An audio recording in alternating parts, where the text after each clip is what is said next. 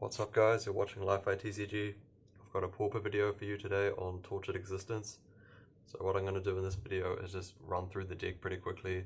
I'm not going to spend any time going over like the explanations and the details that I've already included in previous videos. Just going to highlight basically the important changes and any like new insights that I have. So as with the last version of the list, it's the 3-color version. Like with a more Jund focus mana base. So I have 4 Golgari Rot Farm, 1 Jungle Hollow, 4 Thriving Moor, 4 Ash Barrens, 8 Swamps, and then 1 Mountain, 1 Forest.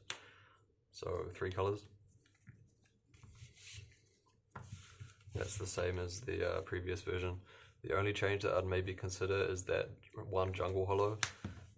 If the mana can tolerate it, I'd switch that for a Bojuka Bog probably, just to have some more interaction versus graveyard stuff. But apart from that, the mana base works really well. The spells: 4 Faithless Looting, 4 Commune with the Gods, and of course 4 Tortured Existence. These are just the best like digging spells in the colors, or in any color really in Pauper, especially Faithless Looting. One of the best digging spells in all of Magic, so it makes sense of playing these cards. But again, this is not a new element of the deck, so I'm not going to spend any time on it. Then up to the spells. So the same Dredge package as before, the 3 Brownscale and the 2 Stinkweed Imp. That hasn't changed. Then the 4 Sakura-Tribe Elder for the mana fixing. So that's mostly the reason why the deck was base green, because you had the green, the 1 Jungle Hollow and the 4 Rot Farm, rather than using black-red lands, black-green. So you have more early mana sources for the Sakura-Tribe Elder, but I've talked about that before, so I'm not going to go into that too much. But yeah, these are pretty key like consistency cards for the deck. You kind of have to play the Dredges, and I think the Sakura-Tribe Elder is important as well. Then Madness creatures, I think they're important for the deck as like a card advantage aspect of it. So I'm playing 3 Gorgon Recluse and 2 Grave Scrabbler. I think this is a switch of the split that I had in the previous version, where I might have had 3 Grave Scrabbler and only 2 Gorgon Recluse. The card advantage you accumulate from using Grave Scrabbler is not really the key to victory in many games. Filling your hand up with creatures doesn't help you directly win the game. You need to get the creatures onto the battlefield, have them start attacking and blocking for them to actually act as like victory conditions. And a 2/2 zombie doesn't do a very good job at doing that, whereas the 2/4 Gorgon does. So that's mainly the reason for that swap. If you think about it, like if you play a Faithless Looting on turn 3 with black mana behind it, which would you rather discard so early in the game, like the Gorgon Recluse or the Grave Scrabbler? You always rather have the Gorgon Recluse going, because you need to get onto the board and start like interacting with what your opponent's doing. You're not trying to just fill your hand up with creatures, like you need to start interacting. So while Grave Scrabbler does have a role, like the card advantage is useful, like recovering from removal and things like that, having Gorgon is more important. And another change that I've made related to that is playing 3 Spore Frog main deck now. So the combo with the Gorgon Recluse is pretty self-explanatory, but if you don't know, you can ask in the comments. So the way the deck works is that when you have the engine going with the Tortured Existence, you can easily recover a lot of lost card advantage with the Grave Scrabbler and the Gorgon Recluse. The Madness effect combined with Tortured Existence gives you a lot of free resources. So if that's the case, then you do spend a lot of tempo in the early turns with the Commune with the Gods and the Faithless Looting and such, trying to set this up. Which means that on like turn 4 or 5-ish, when you do have that down, the Tortured Existence, you know that over the course of the game it's going to recover you a lot of card advantage. But what you really need is to not die. So having a card like Spore Frog, which is a card advantage that you sacrifice to gain the tempo, like it blocks your opponent's combat step. So you go down a card, but you gain like the life total buffer, basically. That's a very important tool to have access to, because you spend all of those early turns falling behind with the Commune and the looting and everything. So you need something efficient that can reliably protect you while you catch back up again. So in the past, when I've built the deck, I've kind of moved away from that like Turbo Fog plan, with the idea that like you want to be able to trade 1-for-1 with your opponent's creatures and things like that. And the problem is that it just doesn't really work.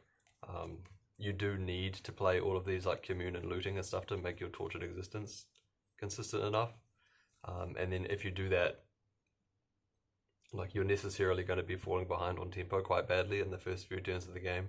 So you kind of have to aim for a game plan where you are a little bit like all in on Tortured Existence in a way, where you can stick it and then protect yourself with this and then get your madness stuff going.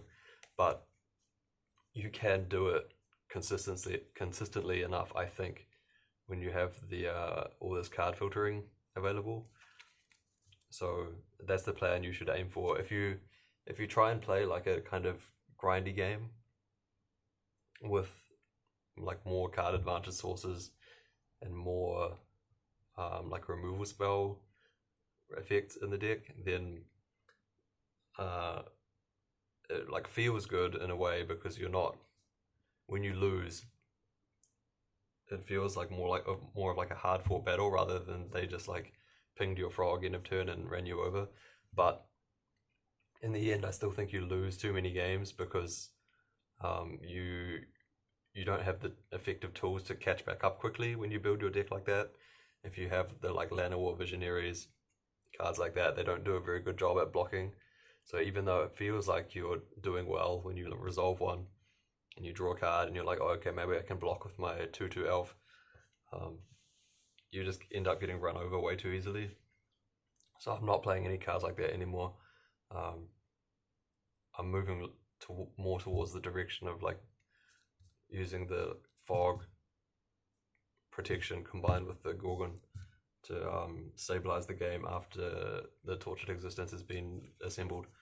So yeah, that's the direction I'm moving in now. So I have 3 Spore Frog, 3 Gorgon, and 2 Grave Scrabbler as the other 2 madness creatures. Then 3 Crypt Rats, just like a very strong card for the archetype. You can recover the card disadvantage easily after you wipe, because you have Tortured Existence. You have the Sakura-Tribe Elder, which can help you ramp into this. You can keep looping this back with the Tortured Existence. It's just like a very excellent card for the deck.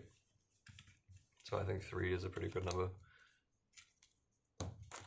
Then the last 2 cards. So 2 like pretty important one-offs. First one, Tilling Treefolk. In the past, I've said that this card is kind of like training wheels, that you can get all the lands you want with your Sakura-Tribe Elder.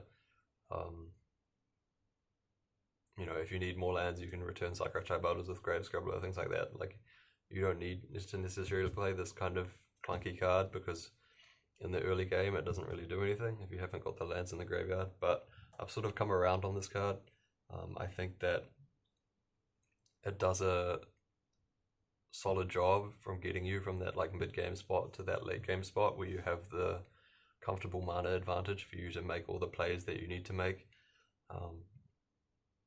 It does do like a meaningfully upgraded job at that compared to just getting your Sakura-Tribe Elders back, things like that. And the other notable thing about this card in this deck now is that when I tested this card before, like a long time ago, in the straight black-green version, that was like a build of the deck that didn't have the Ash Barrens in it, because it was just black-green. It was only playing like Jungle Hollows and Golgari Gates, so it didn't put lands in its graveyard so easily in the early game. So the Tilling Treefolk was a bit of a brick more often, and that version didn't have Faithless Looting either, which is another tool you can use to discard lands to the graveyard if you have to. So the Tilling Treefolk is far less dead in this build than it was in the past. So I think this card is pretty good. I think I'll probably keep playing one, but if you really don't like it, you can cut it for something else, or play like a similar but slightly different effect instead, like a Croson Tusker possibly. But the Tilling Treefolk I'm pretty happy with. Then one of Fleshbag Marauder. So this is a relatively new card. I think that when I made the last video on the deck, this card didn't exist yet. So when this card is good, it's very good. Like there's no other Necrotile creature available at 3 mana. So if you can play this and have it kill their like main threat for a 3 mana trade, that's a pretty good deal. The problem with Fleshbag Marauder is that there's a ton of creatures in the format that this card's very bad against. So like Thraben Inspector is probably the most like blatant example, but even versus things like Fairy Seer, Augur of Bolus, it's pretty bad. Like Battle Screech Token is obviously pretty disastrous.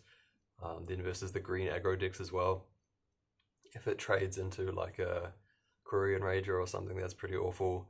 But obviously the nightmare scenario is like the Nest Invader token or a Young Wolf. Many of your opponents will have ways to punish this.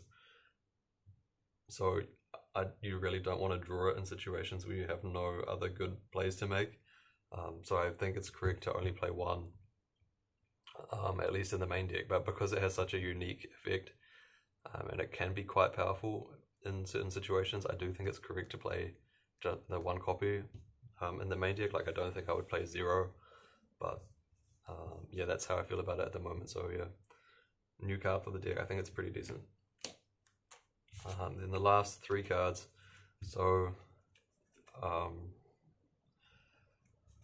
before in the last video I was playing 4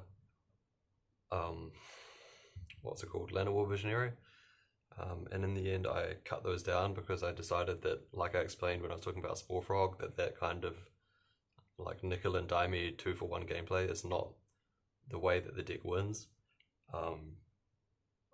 You want to just commit harder to making your Tortured Existence good rather than pretend you can play like some kind of bad mid-range deck with creatures like that. But then after I cut the Llanowar Visionary, I realized that like I didn't have any effects in the deck that drew cards, which means that if I wanted to like dredge more quickly, I had no option, right? I just had to use only my draw step or the Faithless Looting, because I didn't have the Enter the Battlefield trigger from the Llanowar Visionary to get more draw activations, basically, is what I'm trying to say. So yeah, so after I cut those, I added 2 copies of Drannith Stinger, the red cycling creature from Ikoria, but in the end I cut those as well, so that instead I'm playing 2 copies of Fume Spitter. So I just think it's really important for the deck to have ways to interact cheaply and early on the board. For example, if you have a hand with like a tap land and a Karoo or bounce land, then like imagine you go turn 1, play your tap land, untap this, turn 2, you have 1 mana available right now, spend that 1 mana, then play this bounce land, then replay that again. Now turn 3, you might have like 1/2 drop, and then you're playing your bounce land again. So from turn 1 to 2, you only got to spend 1 mana, and if you're only spending that 1 mana on cycling Drannith Stinger, you can fall behind quite badly versus things like Delver and aggro decks. which is why I basically cut those Draenei Stingers for the Fume Spitters. Like, the deck just really wants a few more ways to have a effect that it can play for exactly out black mana, and Fume Spitter is just the best one. You can make an argument for different cards like Ruthless Ripper, which is not bad either, if you expect your opponent's going to be playing exactly aggro, but that's about the only other one that's like a decent choice. Yeah, I think Fume Spitter is just like solid enough that I'm not unhappy with it. And yeah, that even though I did say that like you don't really want to be playing this kind of like nickel and dimey kind of game, you just want to get TE down and then start doing stuff with Spore Frog. You can't really afford to let your opponent have such an uninterrupted early start in Pauper most of the time, in my opinion. I'm pretty happy to be back on playing like 2 copies of Fume Spitter in the main deck just to get you those interactions with things like early Delver of Secrets or early Fury Seers or early Spell Stutter Sprites, that kind of thing. So yeah, 2 Fume Spitters. And then for the very last spell in the main deck, oh yeah, so I should mention that because I don't have the Draenei Stingers, I don't have any like cycling creatures or any creatures that say draw a card on it. It's not super easy for this deck to like mill itself very hard in that kind of situation when you have Tortured Existence online. But I generally find that's not really much of an issue because you have the 4 Commune and the Faithless Looting as well. Once you have the flashback Faithless Looting, Dredge a bit, and then you don't really need any more of that kind of the trick that you do when you like cycle a creature, Dredge, discard the Dredge or return the cycler, cycle again, Dredge. Like, you don't really need to do that play pattern so often anyway. You just rather have things to spend your mana on early that affect the board instead. And there's not really any other card in the deck that I would consider cuttable for the cycler. Like, the most optional one so far has been like the Tilling Treefolk. And again, you could play a Krosan Tusker over that if you wanted it for that effect. That would be reasonable, but I don't think it's totally necessary. And then the last spell in the main deck is 1 Gurmag Angler. So this is like a complete flex slot / optional. Obviously there's no situation where having 1 Gurmag Angler like totally changes a matchup or anything like that. It's just a solid card by itself. Good at attacking, good at blocking. Very easy to cast because you have so much self-mill stuff going on, obviously. Yeah, you can never really be too disappointed with it. So I'm pretty happy to play that 1 copy, but if you felt like there was 1 card really missing, like you'd like to play a artifact destruction card in your main deck or something like that, this is what I would cut for it. Or if you just wanted to play like another Fume Spitter or something, that would be totally reasonable as well. But yeah, I'm happy with the Gurmag Angler. So much tempo for 1 mana that not really many other cards can compete with, and it just makes games go a little bit easier most of the time. But yeah, again, not essential. Then the sideboard. So 4 Mire's Grasp as removal. I had a little bit of an epiphany recently. Just give me a second. Where's that gone?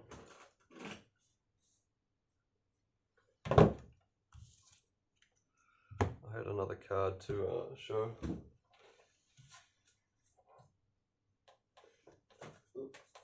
Here. So, the deck wants to play more removal spells in the sideboard because some matchups you think like Walls, Elves, Burn, Crypt Rats is not fast enough at killing stuff. Fairies is another good example, and like trying to defend yourself with Spore Frog is not effective, so having more spot removal is useful, but you want it to be enchantments because of how Commune with the Gods works. I think I've probably explained that before. So Mire's Grasp is a good one because it kills Axebane Guardian and Thermo Alchemist. Possibly Sunscape Familiar if you want to use it against that. It kills like Ninja of the Deep Hours, no problem. For only 2 mana, but it's really unique. It's the only like black enchantment that does that. But the other interesting consideration is this card from the first Theros set, Viper's Kiss. So what this does, it's a 1 mana enchantment. Enchanted creature gets -1/-1. So not -3/-3 that this one offers. But the enchanted creature's activated abilities can't be activated. So even if their mana abilities still can't be activated. So the reason why this is interesting is because a lot of the primary targets you want to use this for are for their activated abilities. So all of the walls, obviously, like Axebane Guardian and importantly Overgrown Battlement, which doesn't get killed by this because it has 4 toughness. Thermo Alchemist cannot ping you, it can't activate. What's the other one? I thought there was another like really solid example, but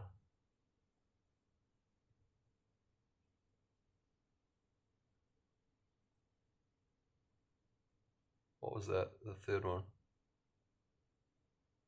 Anyway, yeah, the point is that like this is 1 mana cheaper, and it potentially like kills all of the same stuff effectively.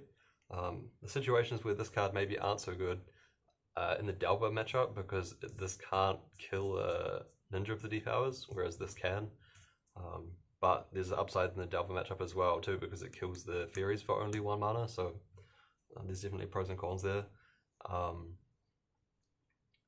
And then versus aggro decks like Stompy, for example, having the -3/-3 is a lot better than having the -1/-1. But then you have to really think about whether against aggro decks like that, whether you necessarily want to be sideboarding this in anyway, because 2 mana trades really badly versus things like Vines. When you're using a card like this and you already have like the Fog plan to deal with the aggro anyway, when you start thinking about boarding this in, you realize you don't have that many sideboard slots. So for me, really, the main deal is how bad is Viper's Kiss in the Fairies matchup, because if it's not such a big deal that it can't kill a ninja, and you also have the upside that it kills Fairies for only 1 mana, then this killing like the walls and the Thermo Alchemist for effectively only 1 mana is like a pretty big upside. And versus like Elves, for example, it still kills all of the 1 mana Elves, it still stops Timberwatch from activating. Even if you want to bring it in versus Affinity, like it prevents their ATOG from activating as well. So it definitely has a lot of potential. So definitely keep that in mind, but I just have the Mire's Grasp for now. Yep, so that's the first 4 cards on the sideboard. And then 3 Faerie Macabre is just like my main game plan versus the Flicker decks, just to exile their combo.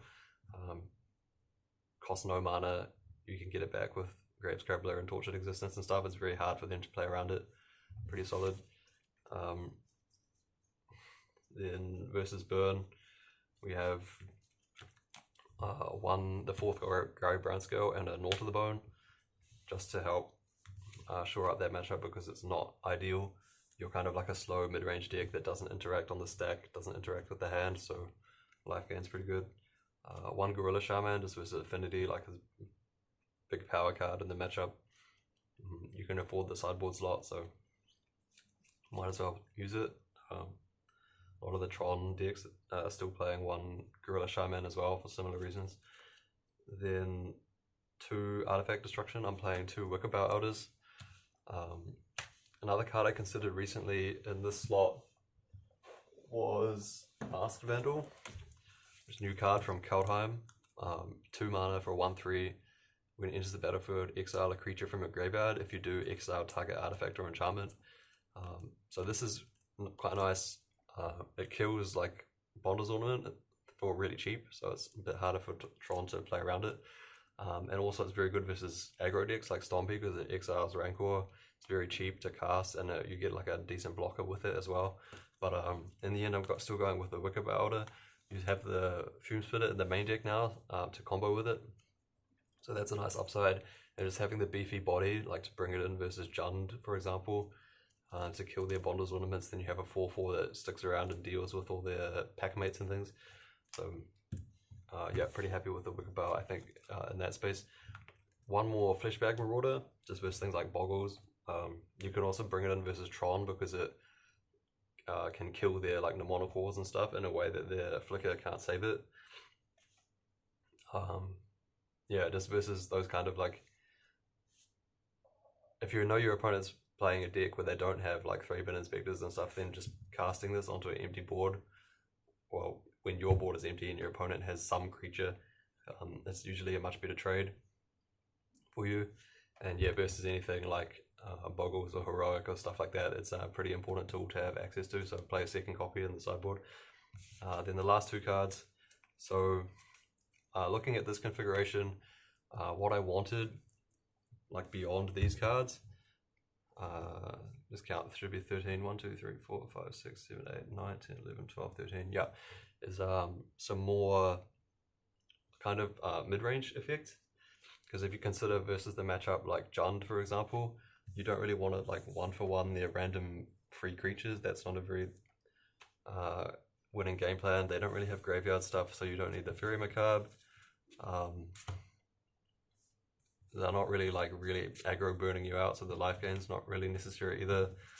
They're not an artifact deck. Gorilla Shaman doesn't do anything.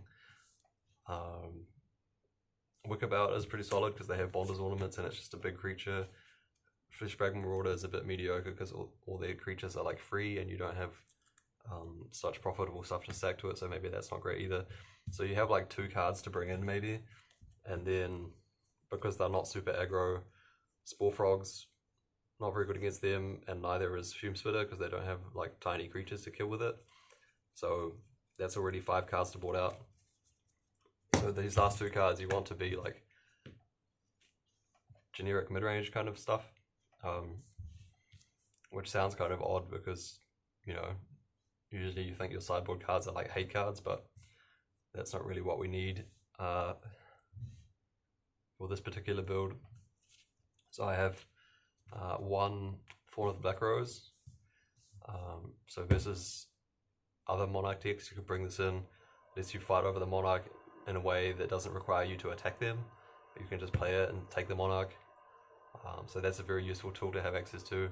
Then versus like Tron decks or Familiars, for example, where they aren't a Monarch deck, they're more like a slower deck, you can play this yourself, and then you start drawing cards, you build up your stockpile of your Faerie Macabres and things, so it makes it hard for them to combo.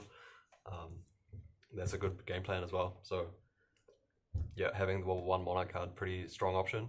You can play the red one as well, the Crimson Fleet Commodore or whatever it's called, the 5/2. I just have a copy of this, the Thorn of the Black Rose on me. Not exactly sure which one's better. Probably the red one, just because it's more aggro when you bring it in versus decks like Tron and Familiars. It can be hydroblasted, but realistically your opponent shouldn't be boarding that in versus you anyway, because it only hits like Faithless Looting and the Gorilla Shaman otherwise. So yeah, the red one could be totally reasonable as well, even correct, but I just don't have a copy on me right now. Just think of this as whatever Monarch card. Don't play the green one obviously because it costs 5 mana, not 4. That's a big problem. Either the black one or the red one. Then the last card, 1 Penumbra Spider. So just like a kind of tough generic mid-range creature. It's resilient to removal, it blocks well. You can also board it in versus decks like Delver and Boros. The other reasonable consideration is this can be a Aerie Ouphes. So that's a creature from like Shadowmoor, I think it is, or Eventide maybe. It's a 4 and a green for I think a 3/2 Ouphe with Persist. And it has the activated ability, sacrifice it, it deals damage equal to its power to target creature with flying. So it's very similar in a way to the spider. It's like an anti-flying creature that comes back once when it dies. But the nice thing about the Ouphes is that when you just have it sitting in play, it's very difficult for your opponent to execute flicker stuff on their mole drifters. Because if they try and target a mole drifter, you can just shoot it with your Ouphes in response. So that's a nice angle. And then versus any flying stuff that's attacking you, it's obviously pretty strong as well, because you know, it shoots down 2 flyers and then you can bring it back with Tortured Existence and do it again. So yeah, that's a valid consideration as well. Versus something like Delver, the Penumbra Spider is probably better, especially because mono blue is not very popular anymore. One of the biggest weaknesses of Penumbra Spider versus the Delver matchup was that if you could spend 4 mana to cast it and then your opponent would just use Snap on it. But because mono blue is really unpopular or basically like not seen anymore, none of the Delver players are playing Snap. They're playing like actual removal, like Scred and Stuff Out and things like that, which are really bad versus this. So yeah, versus Delver, I think the Spider is a little bit better than the Ouphes, but the Ouphes gains a little bit more traction when you think about versus like Mole Drifter matchups, and maybe versus like Boros as well. Yeah, so that's that's the 2 slots I would consider for this. So either the Thorn of the Black Rose or Crimson Fleet Commodore for this one, and then the Penumbra Spider or the Aerie Ouphes for this one. So yep, that's the Tortured Existence deck as it stands at the moment. If you have any comments, questions, make sure you leave those down below. This has been Life at TCG, Pauper, Tortured Existence, signing up.